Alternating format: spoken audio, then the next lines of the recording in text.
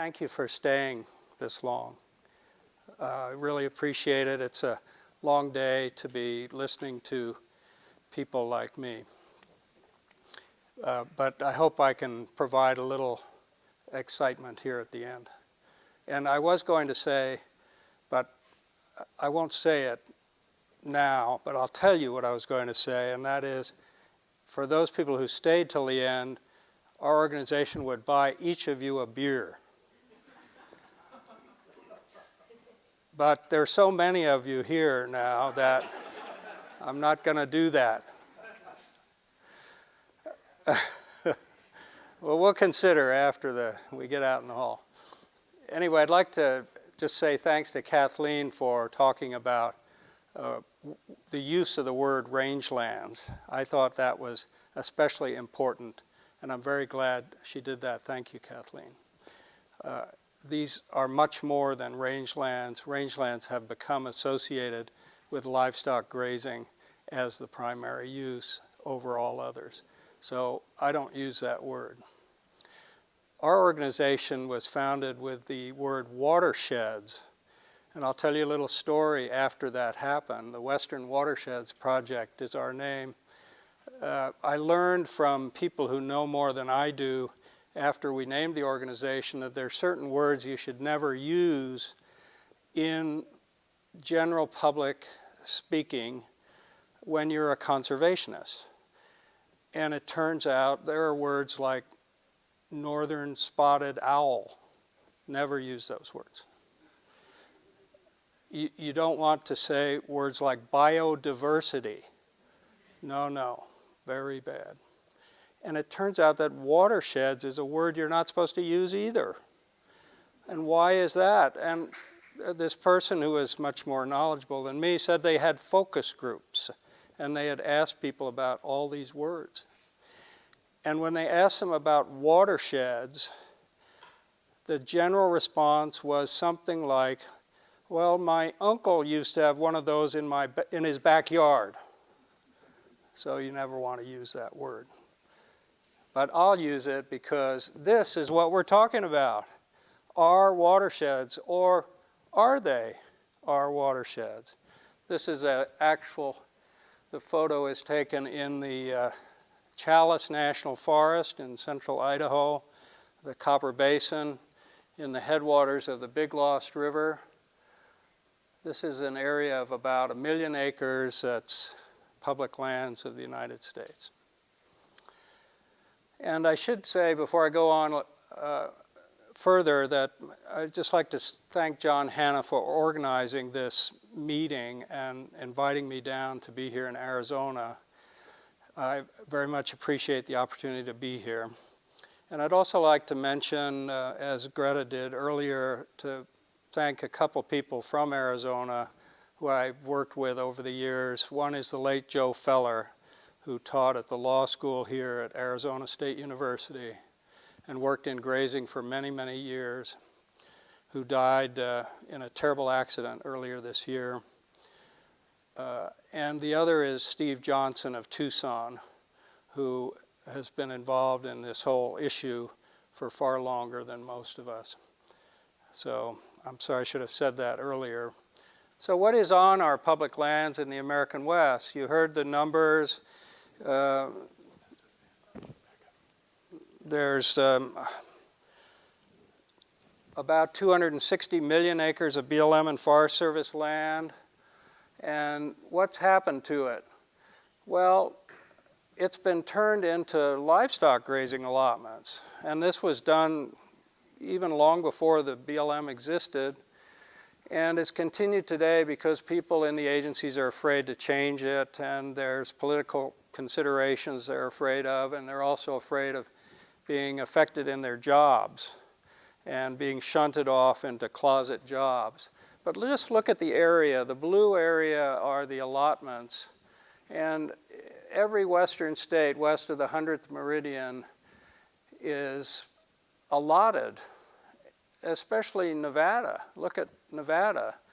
Of course, you can see Area 51 there is outlined, and You can see some national parks and the Navajo Indian Reservation and the White Mountain Apache, and of course places for various national wildlife refuges are not allotted. But you know there's a lot of grazing going on in the Navajo Reservation too, right here in Arizona, and other places like that.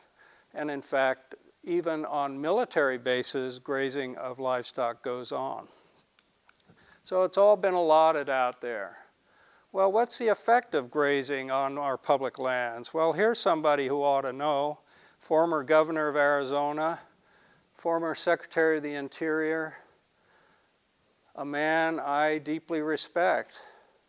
And here's what he said in his book, the memoir, "The most damaging use of public land. Livestock are present in many areas where the land is too fragile for any grazing at all." How about that? Why is he saying this and nobody else is saying this in the high administration of the government? Why is it that we don't hear from Sally Jewell or Barack Obama? These are Democrats, aren't they? Or are they? Thanks, Bruce. Oh. Well, what goes on our public lands? I'm just going to throw some images out in front of you here and say, let's take a look and see what's going on. Well, by golly, we discovered this cow. It was stuck there. It was literally stuck in the mud.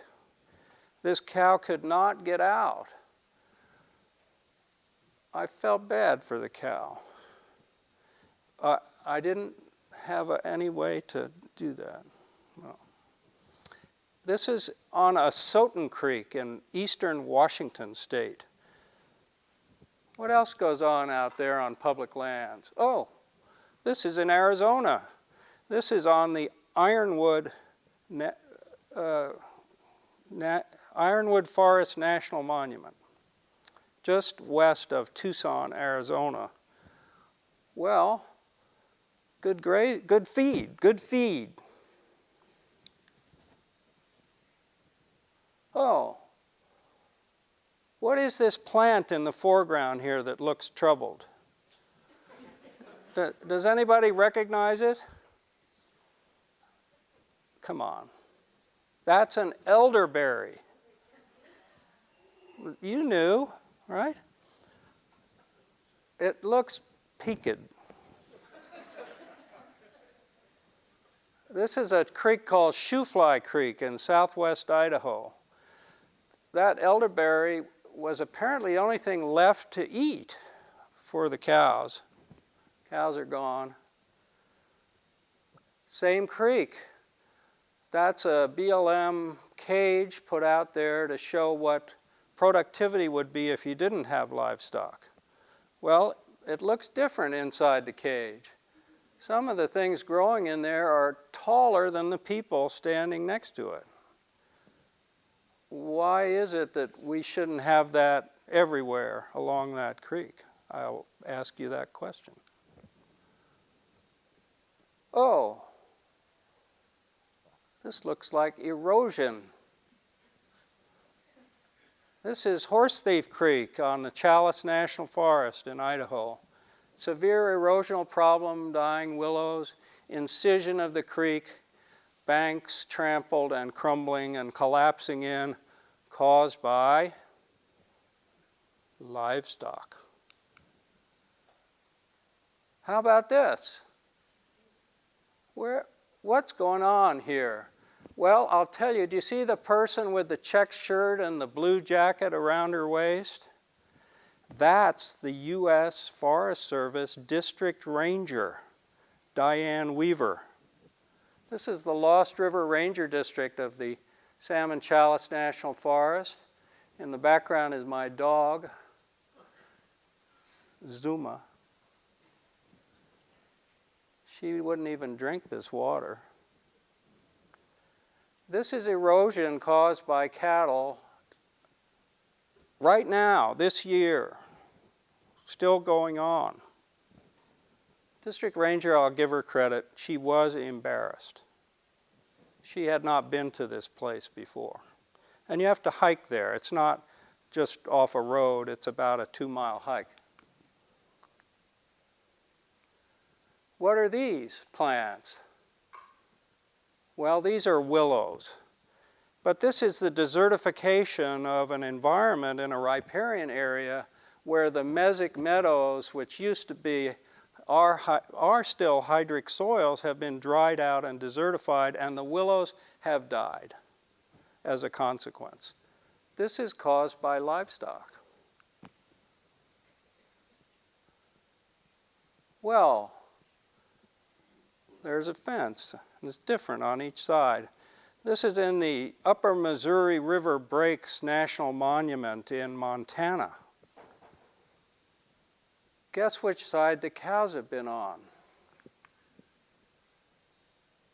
Oh, this is the custom and culture we're dealing with out there. This is presumed to be some kind of juju, I think. Don't you? This tells the other predators to watch out. But in case one isn't enough, why not have 3? This is in Northern California, in Siskiyou County. Some of you may have been to Wairika. That's the county seat. This is it's quite routine in traveling through the West to see dead coyotes tossed over fences. And I think it's an unspoken language that we're not taught in elementary school, that if you kill something and put it on display, it shows who you are. And guess what? I agree. It shows who this person is. Hey, that cow looks healthy. What's the matter? There's nothing to eat. But do ranchers care? Well, you'll see in a moment whether they care or not. That's in Nevada, by the way, and so is this. The little Owyhee allotment in Humboldt County, Nevada. There's another one of those BLM pyramid exclusion cages with some vegetation growing in it. This is Willis Creek, a tributary of the Bruno River in Elko County, Nevada, after the cows got done. We're not talking about 1934 and the Taylor Grazing Act here. We're talking about 2012.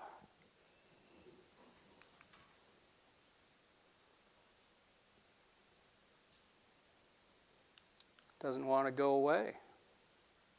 Hey, I put this in because it's in Arizona.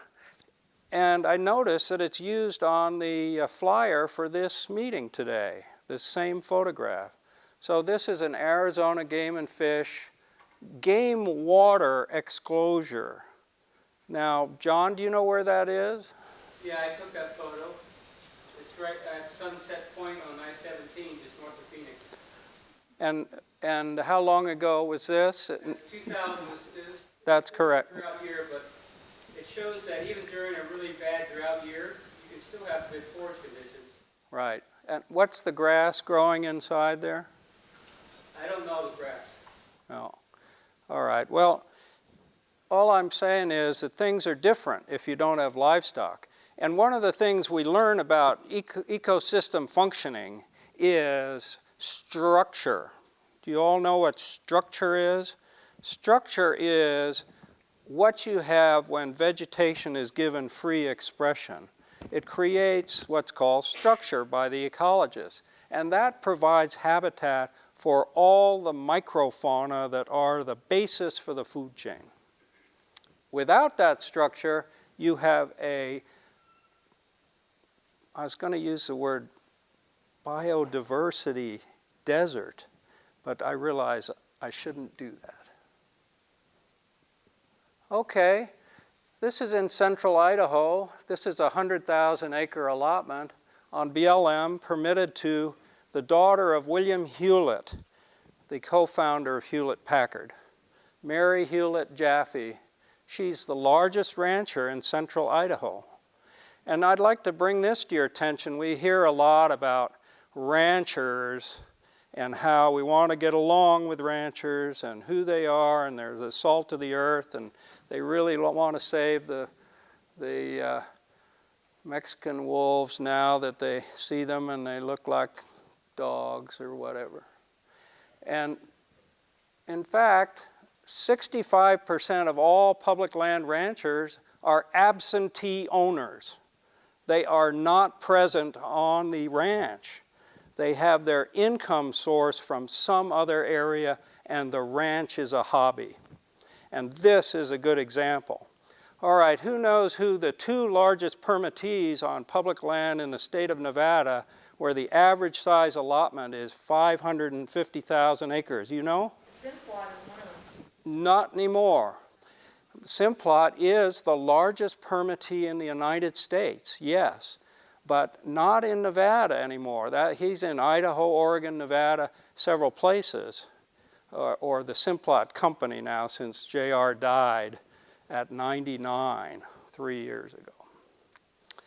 All right, two of the three largest permittees in Nevada are the Southern Nevada Water Authority and Barrick Gold. So let's not forget that we're not talking about ma and pa out there. It is not any longer true. They do exist still, of course, but they're a minority and a declining one. Yes? Well, isn't Barrick Gold a company that's actually from Canada? Yes, they're a Canadian gold mining company. One of the requirements of having a federal grazing permit is you have to be a U.S. citizen. That's incorrect. You are mistaken. U.S. congressmen cannot hold a federal grazing permit, but you do not have to be a U.S. citizen to hold a grazing permit. Forest Service. Forest Service is the epitome of good management and skills in all activities, deeply concerned about the environment and the welfare of all wildlife. Thank you for that. Anyway, I didn't finish saying what was. This is an exclosure was built by a progressive biologist named Lyle Lewis to show what happens in a riparian area when you don't have cows. This fence was built in 1988. And inside is like a little paradise of biodiversity and life. And in the middle of this, there's also an elk exclosure. Do you know what an elk exclosure is? It's a giant wire fence that elk can't get over or in. And that was put in by the BLM to show that the real problem was elk. And so this inside the log fence would be ruined by the elk because the cows couldn't get in there. But inside the elk exclosure would look good because the elk couldn't get in there and the cows couldn't either. Well, didn't turn out that way. But guess what? The BLM hasn't got a single micro data point of any kind for the 25 years that this exclosure has been in effect. Not one measurement. Okay, hummocks. If you don't know about hummocks, cows make hummocks in hydric soils by trampling over time. This is me and our board president, Kelly Weston. We're the props. Pretty good looking guys, huh? Oh, what is this? Remember we talked about that cow didn't look too good? Ribs showing, maybe a little sick. Well, these cows are dead. Do you know how many there are there? We counted them. There's 33 of them. 33 cows. Do you see when this photograph was taken right here? September 7th, 2013. Do you know when those cows died at this reservoir? This is called Bay Duke Reservoir.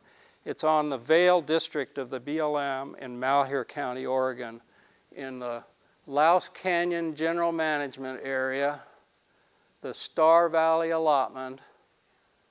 These cows died in May of 2013.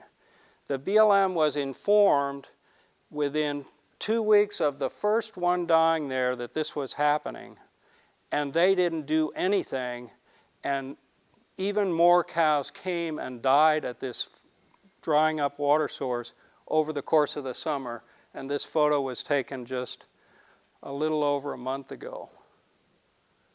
How's that for management? Ranchers are stewards of the land, and they care deeply about their livestock. They care so deeply about them that they'll let them die and rot out here on the public lands that belong to you and me. Make no mistake about it. We're not here to talk about ranchers as the epitome of the salt of the earth. These are criminals out there. Make no mistake about it. Well, what can we do about it?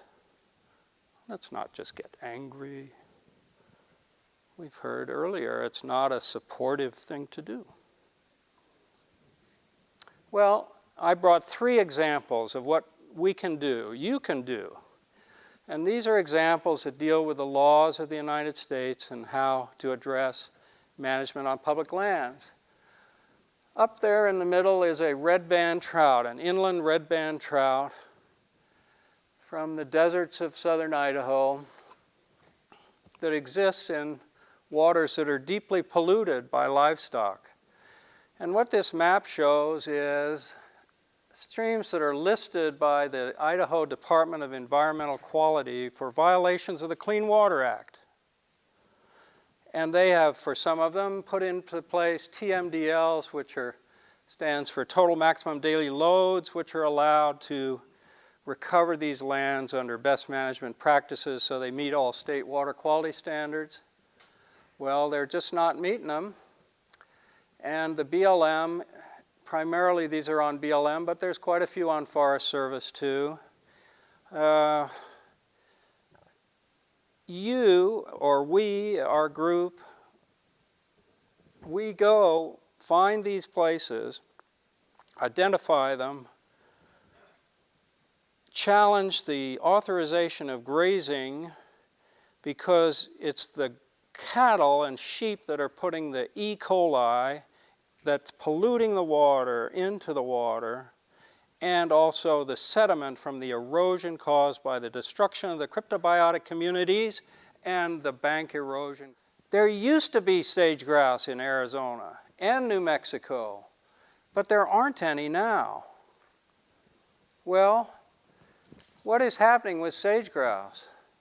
Even Bruce Babbitt spoke at the University of California, Davis just 1 week ago, and he said, the BLM is going down a road of a dead end in managing for sage grouse.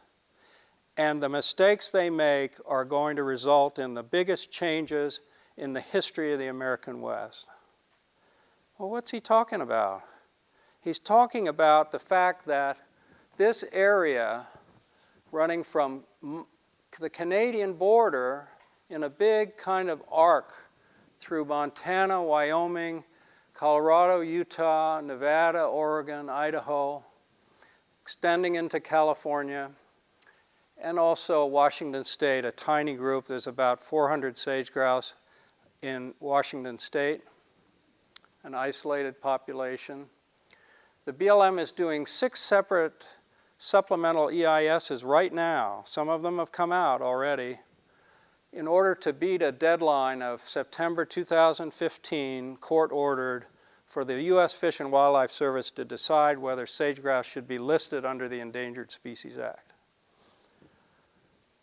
They have already concluded that they're warranted for listing, but precluded by higher priorities. But by September 30th, 2015, they're under court order to either list the species or determine it's no longer warranted. Well, populations continue to plummet. What's the largest anthropogenic influence on sage grouse habitat in the American West? Did I put it? Thank you, thank you. All right, look at the BLM allotments and Forest Service allotments. Forest Service about 8% of sage grouse habitat. BLM is 67% of sage-grouse habitat. The rest is on private and state lands. And, it looks like a lot of grazing allotments to me out there in sage-grouse habitat. There really are a lot.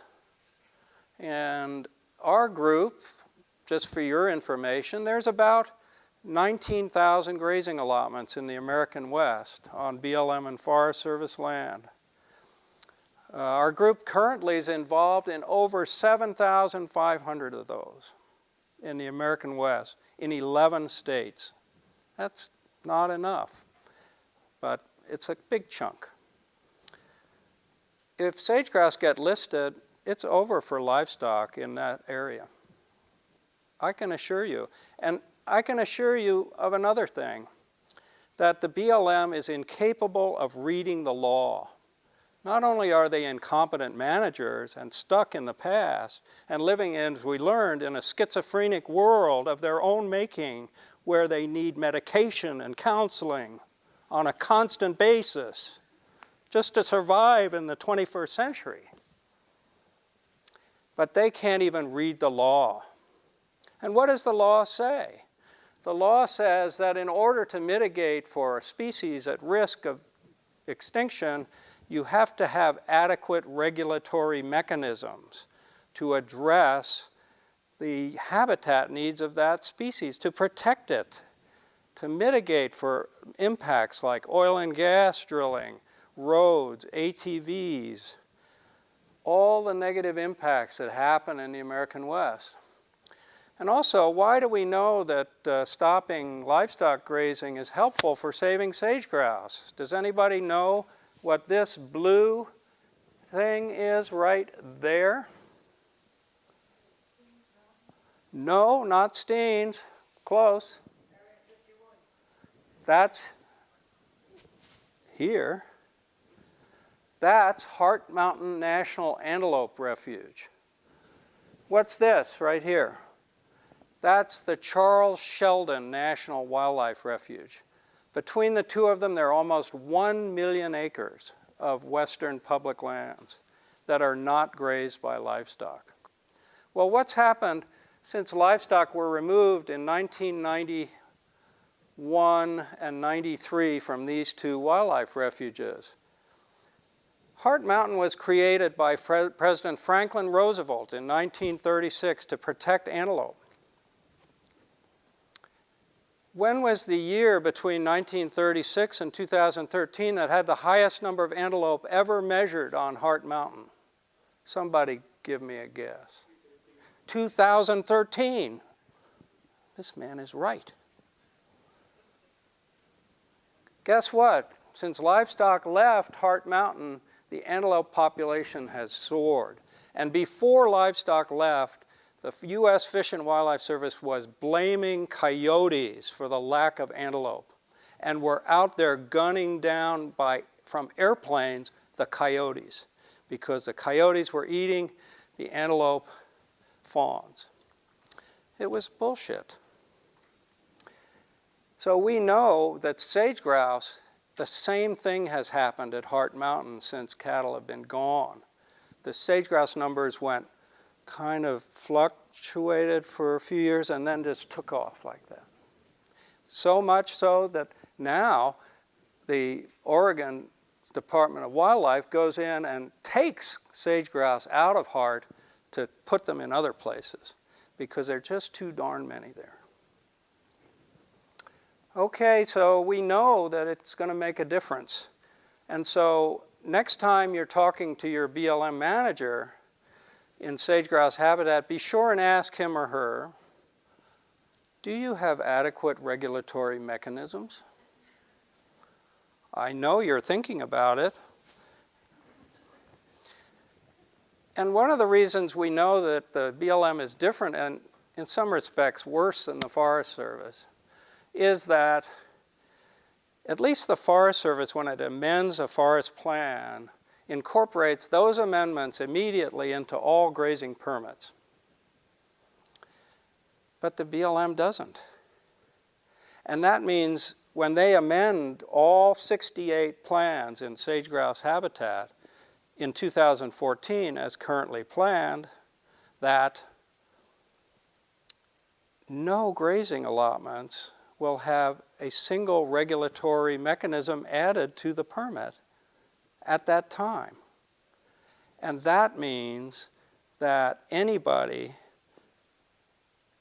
can go into federal court and say, this is a violation of the Endangered Species Act, and the BLM is sure to lose. And I have, among other people, have told them that repeatedly and say, don't make this mistake. Bruce Babbitt just said it a week ago in Davis, California. Okay, what else can we do? Oh, look, an iconic species, charismatic megafauna. These are the species who knows the most about in this room? John Hanna, right? I don't know. Okay, look at this map. It's a wonderful map. What it shows is the dark blue areas are occupied by bighorn sheep. The light blue areas are a greenish teal. Isn't that teal?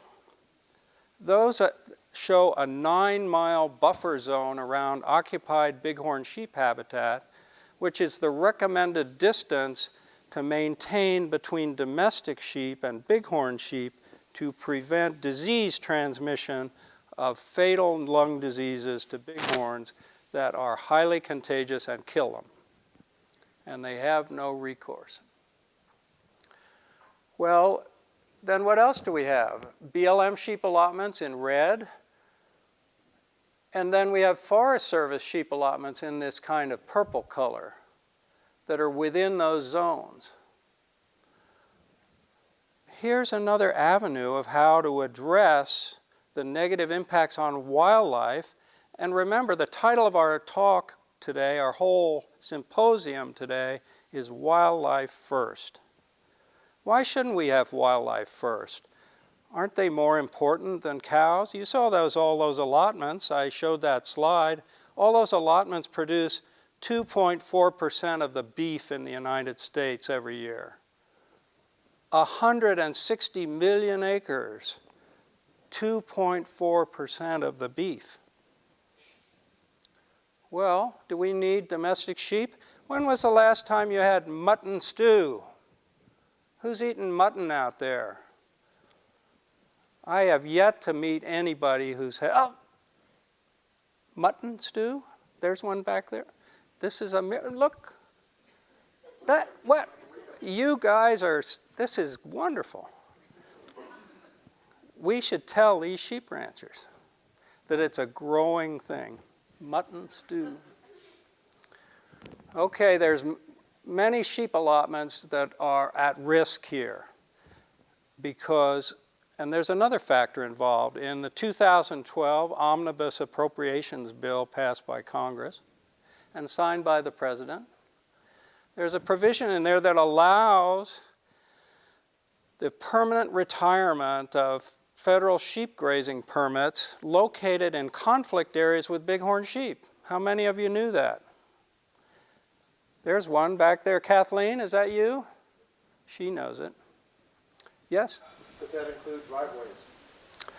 Very good question. Oh, we almost had it on here, but it's gone now. The Heber-Reno driveway. It's back. Is it like a, is that a zombie or a vampire? It's worse. It's. I thought they gave it up. Lobster gave up their feet. It's gone. It's not gone. It's back. What, Dobson's allotment? Okay, let me show you the next slide here, because I think it may show something. I didn't put the Nevada one in, but we have these maps. Our organization has made these maps for every western state, and they include the driveways also. So sheep trailing is also part of this federal statute now. Sheep trailing, sheep grazing allotments. What's this purple area up in Idaho up here? How many of you know that the Payette National Forest in the last 3 years cut domestic sheep grazing by 75% on the Payette National Forest? That's that area in purple there. And those are the sheep allotments in yellow inside the purple, or partially within that purple, that have been closed forever because of conflict with bighorn sheep. This is controversial, but by golly, the Forest Service did it. Just on the plan amendment to adopt this closure, the Forest Service spent over $3 million on the NEPA work. And they've been upheld in court twice now. It's quite something. Of course, the forest supervisor retired the week after signing the decision, and the district rangers, both of them left. But they did it. Good for the Forest Service. So this is a message that's coming across the western United States to protect what's that species, an iconic charismatic megafauna right here that everybody loves and appreciates, almost as good as that bald eagle. Pretty close, I'd say. Okay.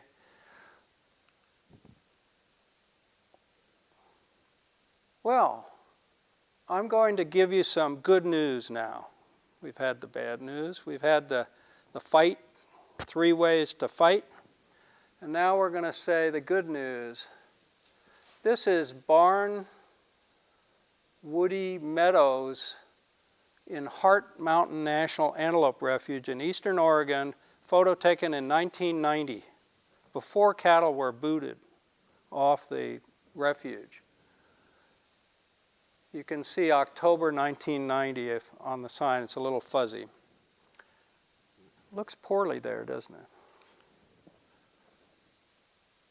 Hey, same place.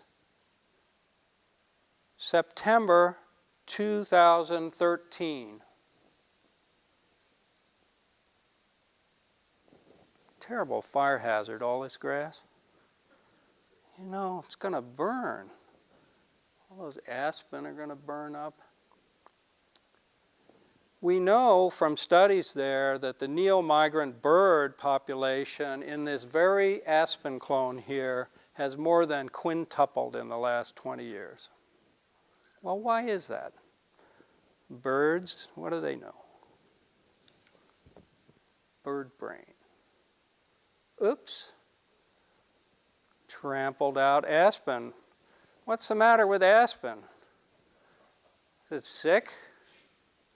This is in the Bear River Range, which runs between Idaho and Utah, near Paris, Idaho, north of Bear Lake. What can happen?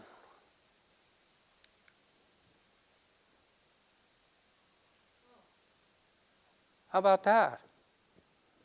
13 years after getting rid of the cows.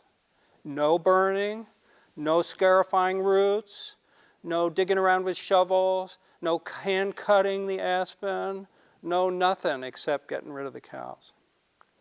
Look at that. Oh, I get a lot of complaints. You took that at a different time of year. Well, you think it makes a point? I think it does. Okay, let's move along to another place, Lake Creek, July 24th, 1994. We've heard about state land. This is Idaho state land, a section in the middle of a larger BLM combined Forest Service BLM allotment of about 80,000 acres. This is an anadromous fish rearing stream, salmon and steelhead. This is where our organization got its start. We applied for this lease in 1993 and won it at auction. And it took us 6 years to fight in court to get this lease. And it took 3 decisions, all by unanimous decision of the Idaho Supreme Court, to allow a non-rancher to hold a lease that was a grazing lease prior. without grazing it. What's it look like now? Well, it's not exactly the same place. This is 100 feet away from that earlier photograph here. This was taken in 2008. I don't even have a more recent one. But no cows means healthier environment. And this I just wanted to show you because this is inside that Boulevard Springs exclosure on the Mary Hewlett Jaffe allotment, the Mountain Springs allotment, 110,000 acre allotment. That Lyle Lewis built this exclosure in 1988, and the BLM has ignored it ever since.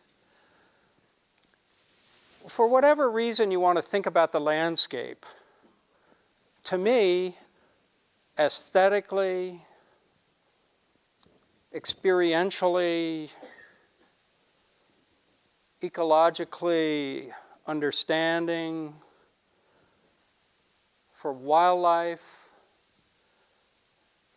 for the health of the landscape, this experience of seeing a wild onion blooming where it would never have a chance to been before is so much more meaningful than not having that opportunity. So, what are our public lands? Are they our public lands?